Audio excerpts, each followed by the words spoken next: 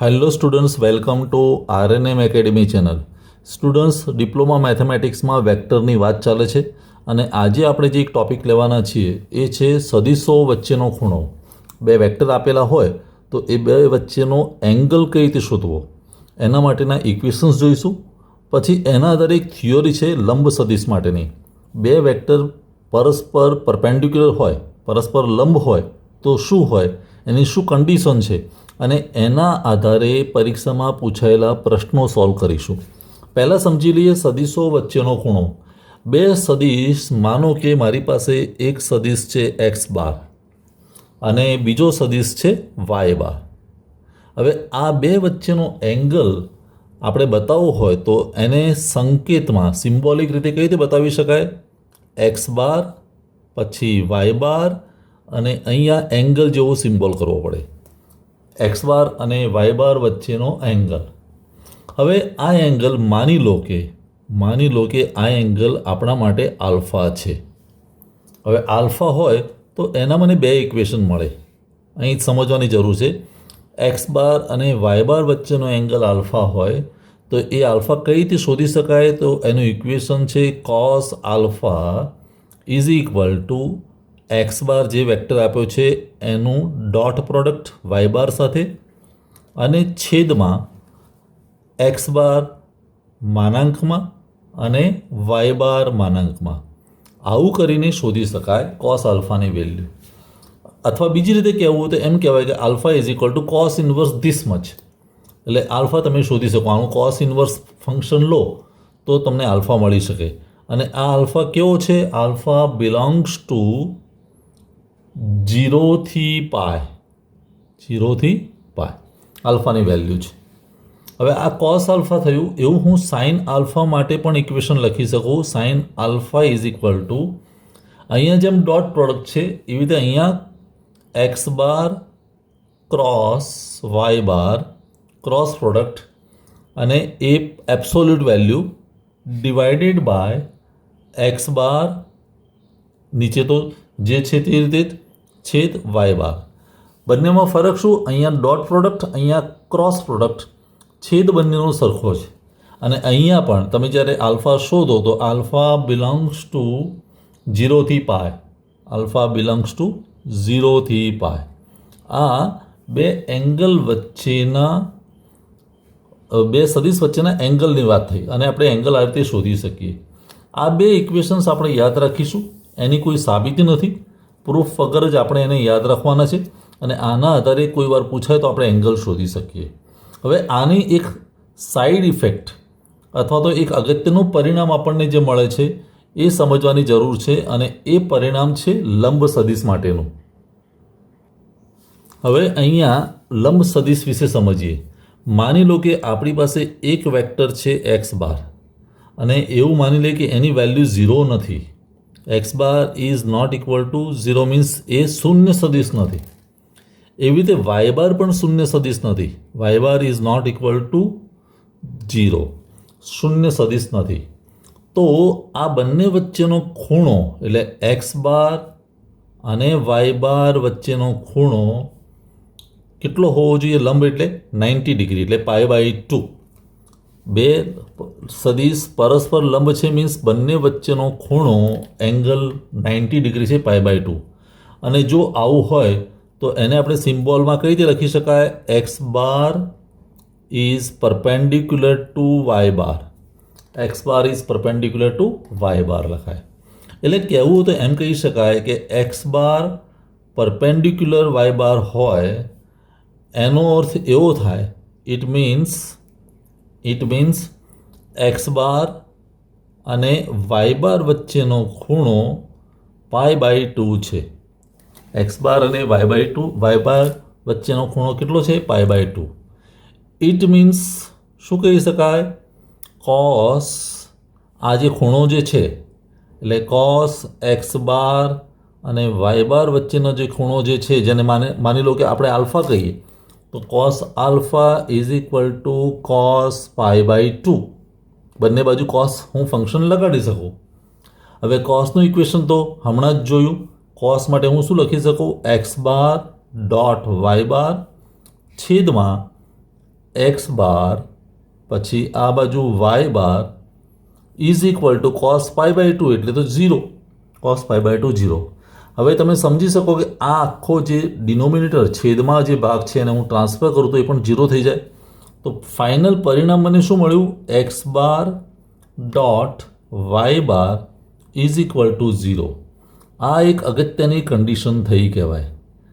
જો બે સદિશ પરસ્પર લંબ હોય તો એ બે સદિશ વચ્ચેની ડોટ પ્રોડક્ટ, બંને વચ્ચેનો ડોટ પ્રોડક્ટ 0 થવું જોઈએ.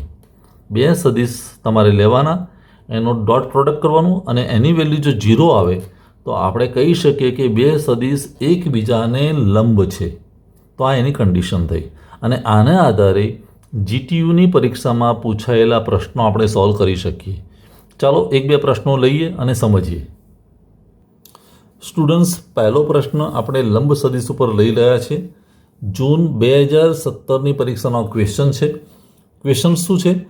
જો a bar is equal two i minus જે માઇનસ 3k અને b bar is equal two જે પ્લસ 2i માઇનસ k હોય તો સાબિત કરો કે a bar cross b bar A a બારને લંબ છે. ટૂંકમાં એક સદિશ આ a બાર ક્રોસ b બાર અને બીજો સદિશ આ એ બંને એકબીજાને લંબ છે એવું સાબિત કરવું છે. હવે લંબ છે એવું સદિશ સાબિત ક્યારે થાય કે આ એક સદિશ અને આ બીજો સદિશ એ બંને વચ્ચેનું ડોટ પ્રોડક્ટ 0 થવું જોઈએ. હવે ડોટ પ્રોડક્ટ કરવું હોય તો પહેલાં મારે આ સદિશ તો શોધવો પડે, a બાર ક્રોસ b બાર. તો પહેલાં લઈ લઈએ a બાર ક્રોસ b બાર અને આપણને ખબર છે ક્રોસ પ્રોડક્ટ કઈ રીતે થઈ શકે છે. a bar cross b bar means નિશ્ચાયક લખવાનો. પહેલામાં i જે કે એટલે i બાર જે બાર અને કે બાર. હવે એના આઈ જે કે ના સ્વરૂપમાં જે છે તેના સહગુણક એનો આઈ એટલે 1 માઇનસ 1 માઇનસ 3 એટલે હું અહીંયા લખીશ 1 માઇનસ 1 માઇનસ 3. અને એવી રીતે બી માટે આઈ જે કે તો આઈનો સહગુણક 2, જેનો સહગુણક 1 અને કેનો માઇનસ 1. તો આ રીતે લખીએ ત્યારે ક્રોસ પ્રોડક્ટ થયું કહેવાય. પહેલી લાઈન આઈ જે કેની, બીજામાં એના સદિશના મેમ્બર્સ અને પછી બીના. હવે આનું નિરાકરણ લાવીએ તો શું થાય? આઈ બાર બ્રેકેટમાં -1 ઇન્ટુ -1 એટલે 1, 1 ઇન્ટુ -3 એટલે -3 પણ +3 થશે. માઇનસ આગળ તો રહેવાનું છે એટલે 1 + 3 પછી માઇનસ જે બાર.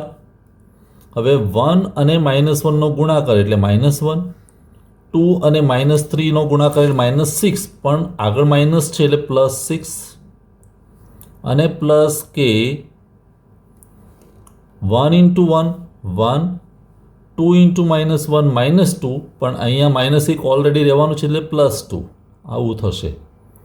હવે આનું સિમ્પ્લિફિકેશન કરીએ તો શું થાય? 1 + 3 એટલે 4i, 6 - 1 એટલે 5 પણ આગળ માઇનસ છે તો -5j અને 1 + 2 એટલે +3k બાર. હવે આ જે વેક્ટર મળ્યો એ મને એક નવો વેક્ટર મળ્યો જેને આપણે આ રીતે લખી શકીએ 4 -5 અને 3. આ કયો વેક્ટર મળ્યો? a બાર ક્રોસ b બાર અને એ કોને લંબ છે? a બારને. તો a બાર વેક્ટર તો આપણને આપેલો જ છે. a બાર કેવો છે લખવો હોય તો i જે કે એટલે i એટલે 1, j એટલે -1 અને -3. હવે આ બંને વચ્ચેની ડોટ પ્રોડક્ટ એટલે આપણે કરી શકીએ a બાર ક્રોસ b બાર, આ પહેલો વેક્ટર એનું ડોટ પ્રોડક્ટ a બાર સાથે. તો શું થાય? જુઓ, 4 × 1 એટલે 4, પછી -5 × -1 એટલે +5 એટલે +5 અને 3 × -3 એટલે -9 આવું થશે. હવે 4 + 5 9, 9 - 9 એટલે 0. તમે જોઈ શકો કે આ ડોટ પ્રોડક્ટ 0 આવી. એનો અર્થ કે આપણે કહી શકીએ કે a bar cross b bar is perpendicular to a bar. એ પરસ્પર લંબ છે એટલે આ વેક્ટર a બારને લંબ છે એવું સાબિત થઈ ગયું કહેવાય. આ એનો આન્સર થયો કહેવાય. તો ખ્યાલ શું રાખવાનો, બે વેક્ટર વચ્ચેનું ડોટ પ્રોડક્ટ જે આવે એનું રિઝલ્ટ 0 આવવું જોઈએ. I hope the solution is clear in a mind. Students, હવે બીજો પ્રશ્ન લઈએ. ડિસેમ્બર 2014ની પરીક્ષાનો પ્રશ્ન છે. ડેટા આ પ્રમાણે છે. જો x bar is equal to i minus 2j plus 3k અને y bar is equal to minus 2i plus 3j plus k હોય તો સાબિત કરો કે x bar plus Y bar અને x bar minus Y bar એ પરસ્પર લંબ છે. ટૂંકમાં આ બે સદિશ જે હું નવા મેળવીશ એ બંને એકબીજાને પરસ્પર લંબ છે એવું સાબિત કરવું છે. શરૂઆત કરીએ સોલ્યુશનની. મને આપેલો છે એક્સ બાર, તો એક્સ બાર લખી દઈએ. આઈ બાર માઇનસ 2j બાર પ્લસ 3k બાર. હવે આ જે છે એને તમારે સિમ્પલ ફોર્મમાં લખી દેવું પડે. એક્સ બાર સદિશ આઈનો સહગુણક 1 પછી -2 અને 3 આ પહેલો સદિશ. એવી રીતે વાય બાર સદિશ લખી દઈએ. Y bar is equal to -2i bar plus 3j bar plus k bar. તો આને આઈજે કેના સિવાયના સ્વરૂપમાં લખવું હોય તો શું લખાય? આઈનો સહગુણક એટલે -2 પછી 3 અને k એટલે 1. આ બે સદિશ મળ્યા. હવે આ બેના આધારે મારે નવા બે સદિશ શોધવા છે, x bar plus Y bar અને એક્સ બાર માઇનસ વાય બાર. પહેલાં હું શોધી લઉં એક્સ બાર પ્લસ વાય બાર. હવે એક્સ બાર પ્લસ વાય બાર એટલે અહીંયા પહેલાં બે પદનું અહીંયા જે છે વેલ્યુ 1 -2 એટલે -1 આવું થશે. -2 વત્તા 3 એટલે 1 અને 3 વત્તા 1 એટલે 4. ક્રમિક સરવાળો 1 અને આનો સરવાળો, બીજાનો સરવાળો અને ત્રીજાનો સરવાળો. અને એવી રીતે એક્સ બાર માઇનસ વાય બાર અહીંયા બાદ બાકી કરવાની થશે. તો એક્સ બાર એટલે 1 -2 એટલે પ્લસ થશે એટલે 3 લખી શકાય. બીજા માટે જોઈએ -2 -3 એટલે -5. 3 -1 એટલે 2. આવું સરળતાથી લખી શકીએ. આ નવા બે વેક્ટર મળ્યા. હવે એનું ડોટ પ્રોડક્ટ કરીએ તો x bar plus Y bar આ એક વેક્ટર, એનું dot product x bar minus Y બાર સાથે કરીએ અને જોઈએ શું જવાબ આવે છે. તો -1 ઇન્ટુ 3 એટલે -3 પછી પ્લસ 1 ઇન્ટુ -5 એટલે -5. હું આમ લખું -3 પછી અહીંયા -5 પ્લસ 4 ગુણ્યા 2 એટલે 8 અને આ બધાનો સરવાળો કરીએ તો -3 -5 એટલે -8 અને વત્તા 8 એટલે 0. 0 આવ્યું એનો અર્થ કે આ ડોટ પ્રોડક્ટ જો 0 થતું હોય તો ઇટ મીન્સ પ્રૂવ થઈ ગયું કે x bar plus Y bar is perpendicular to X bar minus Y bar. આ આપણો આન્સર થયો. સ્ટુડન્ટ્સ, આજના વિડીયોનો છેલ્લો પ્રશ્ન પણ બહુ સરસ પ્રશ્ન આપેલો છે. જાન્યુઆરી 2020ની પરીક્ષામાં પૂછાયેલો છે.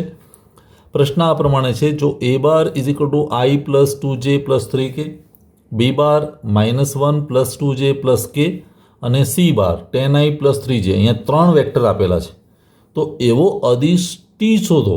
એક અનનોન વેલ્યુ છે t અને એ ટીની વેલ્યુ શોધવાની છે જેથી a bar plus T B bar એક નવો સદિશ એ સી બારને લંબ થાય.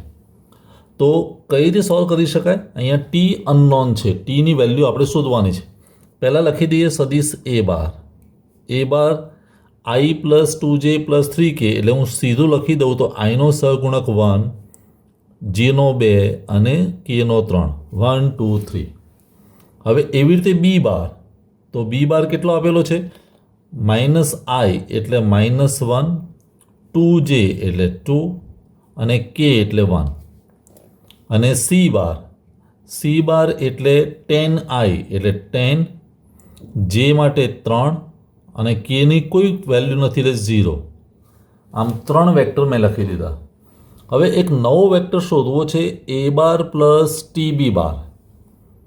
તો પહેલાં બી બાર છે તો એના ઉપરથી હું ટી બી બાર શોધી નાખું. ટી બી બાર તો શું થશે, અહીં ટી ગુણાઈ જશે એટલે ટી બાર લઉં અને અંદર -1, 2 અને 1, તો કેવું થશે, ટીને અંદર લઈ લઈએ તો -t, જુઓ, પછી 2t અને અહીંયા 1 × t એટલે t. આ જે વેક્ટર મળ્યો TB બાર, હવે એનું addition A bar plus TB બાર, એટલે અહીંયા લખી દઈએ A બાર પ્લસ TB બાર. તો જુઓ, A બાર તો 1, 2, 3 અને TB બાર એટલે આ, તો બેનો સરવાળો. તો શું થઈ શકે, 1 અને આ -t એટલે 1 - t પહેલા ભાગમાં, પછી 2 + 2t, 2 + 2t, અને ત્રીજો મેમ્બર 3 + t, 3 + t. આ આપણને શું મળ્યું, A બાર પ્લસ TB બાર. અને એક મારે વેક્ટર જોઈએ C બાર, તો C બાર તો આપણી પાસે છે જ 10, 3 અને 0. હવે એવું ઓલરેડી કહી ચૂક્યા છે કે આ બંને લંબ છે, તો આ બંનેનું ડોટ પ્રોડક્ટ 0 થાય. તો આપણે લખી શકીએ કે A bar plus TB bar into C bar is equal to 0 છે. ડોટ પ્રોડક્ટ 0 છે. તો હવે ડોટ પ્રોડક્ટ કરીએ તો શું થાય, 1 - t કોની સાથે ગુણાશે, 10 સાથે, એટલે હું આવું લખી શકું, 10 અને એ 1 - t સાથે ગુણાયો, પછી પ્લસ 3 કોની સાથે ગુણાશે, 2 + તો 3 બાર રાખું, 2 + 2t અને પ્લસ 0 એ કોની સાથે, 3 + t સાથે, અને આ બધાનો સરવાળો 0 થશે. હવે આને સાદું રૂપ આપીએ તો 10ને ઓપન કરી દઉં 1 - t સાથે, તો 10 - 10t પ્લસ 3 × 2 એટલે 6 + 6t, અને આ તો 0 થશે, ગુણાકાર છે એટલે ઇઝ ઇક્વલ ટુ 0. હવે ટી વાળા ટર્મ્સ તમે ભેગા કરો તો શું થશે, -10t + 6t એટલે -4t, અને 10 + 6 એટલે 16 + 16 બરાબર 0. હવે આ 4t ને હું બીજી બાજુ લઈ જાઉં તો પ્લસ થઈ જાય, means 4t is equal two 16. એનો અર્થ કે t ઇઝ ઇક્વલ ટુ 16/4 એટલે 4. તો ટીની વેલ્યુ કેટલી મળે, 4, જે આપણે શોધવાની છે. ટીની વેલ્યુ શોધો, અદિશ જે છે એ t ઇઝ ઇક્વલ ટુ 4 આવે તો બંને સદિશ પરસ્પર લંબ થાય. સ્ટુડન્ટ્સ, બહુ સરસ છેલ્લો પ્રશ્ન છે જેમાં અનનોનની વેલ્યુ આપણે શોધવાની હતી. આઈ હોપ આ ત્રણેય પ્રશ્નો જે સોલ્વ કરે એના આધારે તમને લંબ માટેની જે થિયરી છે, બે સદિશો પરસ્પર લંબ હોય તો શું થઈ શકે, એ તમને સમજમાં આવ્યું હશે. કોઈ ડાઉટ હોય, ક્વેરી હોય તો કોમેન્ટ સેક્શનમાં જરૂર લખવાની. ફરી મળીશું next video. Thank you for watching. Thank you very much. अगर आपको ये वीडियो पसंद आया है और आप मेरी चैनल पर नए हैं तो प्लीज मेरे चैनल को लाइक कीजिए, शेयर कीजिए और सब्सक्राइब जरूर कीजिए. Thank you very much.